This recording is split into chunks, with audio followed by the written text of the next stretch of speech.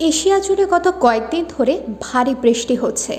এতে এই অঞ্চলের শহরগুলোর বায়ুর মানে বড় উন্নতি হয়েছে। এয়ার কোয়ালিটি ইন্ডেক্সে 174 স্কোর নিয়ে বায়ু দূষণের তালিকায় শীর্ষে অবস্থান করছে উগান্ডার রাজধানী কাম্পালা। বায়ুর এই মান অস্বাস্থ্যকর। তাছাড়া 173 স্কোর নিয়ে তালিকায় দ্বিতীয় স্থানে উঠে এসেছে আফ্রিকার আরেক দেশের শহর কিনশাসা। অন্যদিকে তালিকায় প্রায় সব সময় শীর্ষে থাকা বাংলাদেশের রাজধানী ঢাকা, ভারতের রাজধানী দিল্লি নিচের দিকে অবস্থান করছে।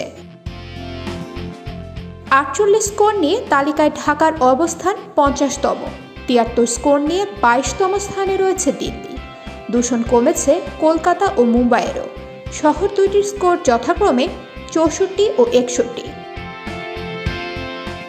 151 থেকে 200 পর্যন্ত অস্বাস্থ্যকর হিসেবে বিবেচিত হয়।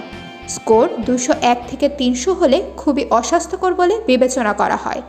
এছাড়া 301-এর বেশি হলে তা দুর্যোগপূর্ণ বলে বিবেচিত হয়।